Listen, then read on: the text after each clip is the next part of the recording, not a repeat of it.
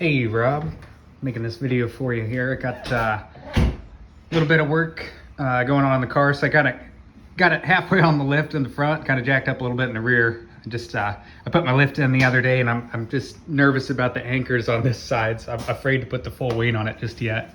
One of these days I'll have to put something on it that I'm not so invested in, and see if I can raise it all the way up. Anyways, just wanted to show you the car a little bit and get your opinion on kind of some Aero modifications that I've done and some additions I've done, probably since you've seen it last, and some of my thoughts about the direction I'm taking it in the future. So the big thing since last year was we blew up the 2.7 last year. I blew it up. So I've got a 3.2 liter motor that I'm putting in the car. So there's 30 horsepower there, 40 foot-pounds of torque.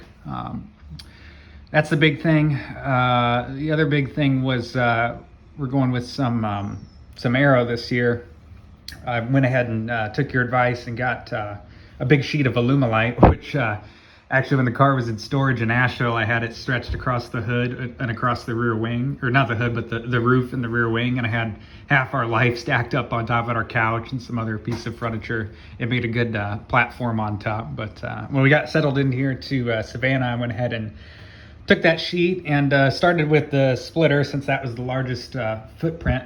Ended up coming up with this. I bought a GT3 replica lip, which is sitting on top of it.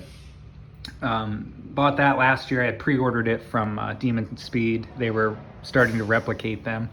So I got on the pre-order list and added that. So that there is affixed to the bumper fascia itself. These two pieces are bolted together in several spots, and then the splitter is attached via some attachment points. I've got pins in the back of the splitter that come up through, and this is similar to what I had last year. Actually uses some of the same holes. So this is how I get it started. I put the splitter on, feed it up with these cotter keys, pin it into place roughly. And then under the car, where there's some steel that's actually on the body of the car, I have rivet insert nuts in the car. And then there's bolts that come up from the bottom through the splitter with large washers. And I put a little bit of Gorilla Tape on them just in case they were to start to back out. They don't fall all the way out. And with that Gorilla Tape on there, I don't see them turning out at all. So anyways, I have these splitter rod stanchions. It goes just past my scoop for my radiators. They go up in the car, and they are bolted. If you see, they're bolted into the steel again right here on each side. So I've got good secure place. It's actually, load bearing area. They're quick release. Got these pens that pop out, kind of fancy stuff I bought over the winter. I was trying to find some rubber edge trimming, and I ended up just finding electric tape. Covered it up fine for photos, and it actually doesn't look half bad. If I go back and redo it, it might look okay for running it that way. Just to clean up the white plastic edge that sticks out. Anyway, so the front splitter goes back to right about here. It goes straight across the back. It's just it doesn't taper in towards the bottom of the trunk or anything. It's just flat across. It's pretty firm. I don't think you could stand on it, but you can put your body weight on this. It's pretty firm. I could put some more attachment points in towards the front edge if I needed to make it more structural. But it pretty much leads to a flat space, and we'll end up, if I get to the back of the car, I can probably show you all the way to the front. It ends up hitting a flat area and starts to attach to an area where a under tray plastic piece would be. So one of the directions I want to take it now is to build some splats, I think they call them, the little pieces that would stick here and cover up the edge of the tire. So that's one big thing. Moving on, here's I've got a third radiator installed. This was not there at Grid Life last year when you saw the car, but I got a third radiator. Actually got a backup one now on the parts car I purchased. Ducting comes in from the front, factory ducting, and then I built a little sheet aluminum box here. I don't know if you can see that, but it's just basically kind of an oval, oblong rectangle shape. I've got a couple of spacers in there for the mounting of the radiator. So the radiator normally kicked backwards, kind of like this, and I flipped it upside down and have it kicked forward, so there's a little bit more room for air to escape out the back, as suggested online and seen on some GT3s from the past. So I've kind of got a lip here I've thought about removing, so that the escaping air doesn't hit this edge and have to jump around it. Maybe trim that all the way flush to the back of this so it's a straight shot.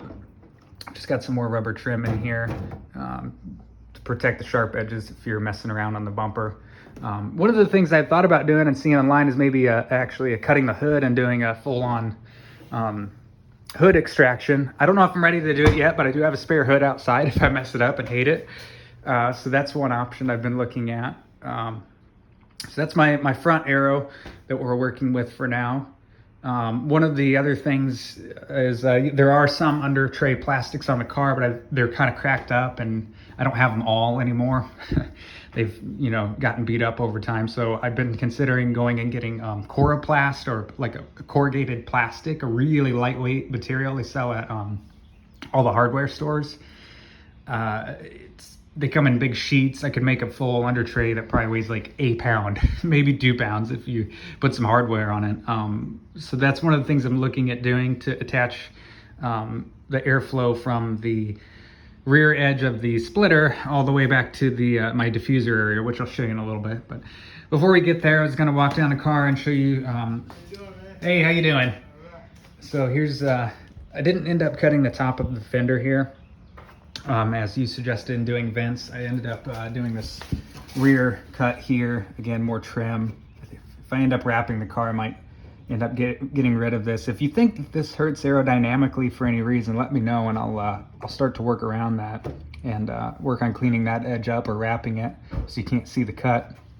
But I've got a little escape route here for high pressure created in the wheel well, which I know we talked about last year.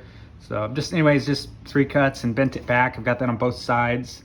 Give me your thoughts on that. Going to the back, got the wheels off right now and the transmission out to change a couple parts, but ended up cutting the rear bumper. It used to hang down low and kind of have a parachute effect.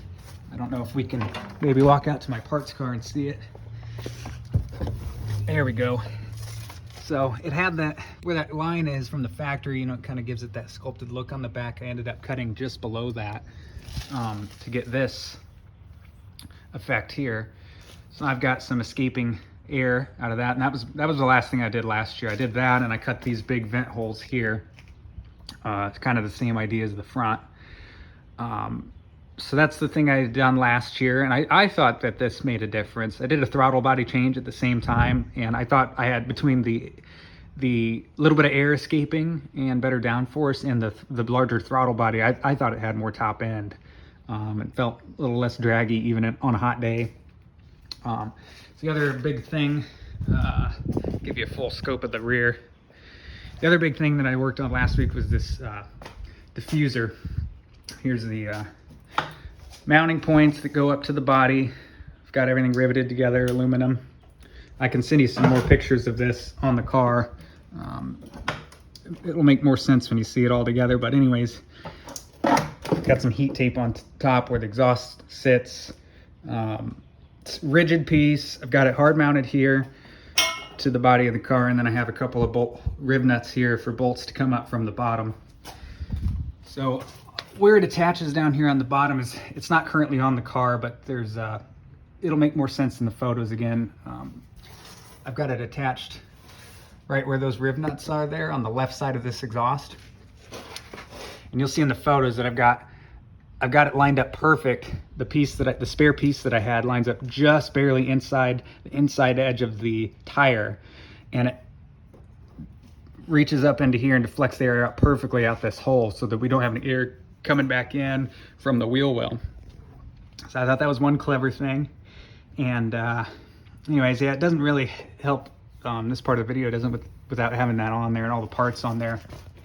I'm happy to do another video if you'd like to see it in motion. But anyways, underneath the car, it's pretty flat already. Everything's kind of meant to be tucked up and flat. But anyways, I'd like to clean up.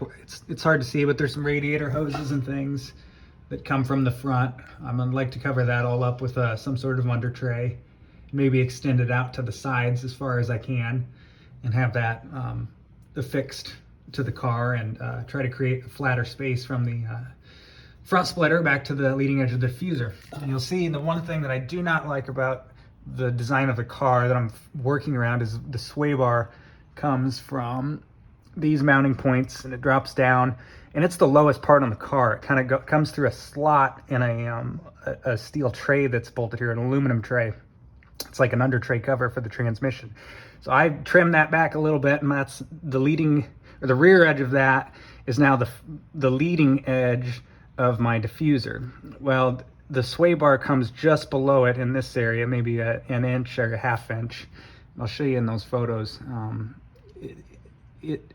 If I butted up another piece that's along the flat edge of the car, the bottom edge, that sway bar would still poke out below it.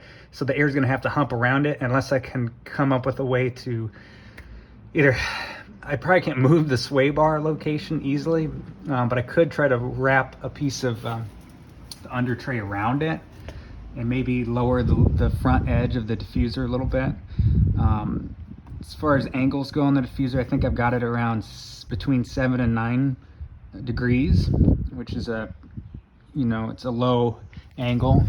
I don't know if you can see real well, but these are pretty much flat with the bottom of the car. This edge here is perpendicular to or not perpendicular, it's parallel with the ground. So you can see it's not an extreme angle, keeping it nice and simple. You can see here, but this is what rides along the inside edge of the tire.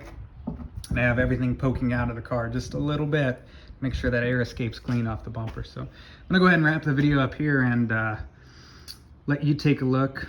Also like your opinions on, angle of attack of the wing and the splitter, and how to set those things. Anyways, look forward to talking to you. Thanks, buddy.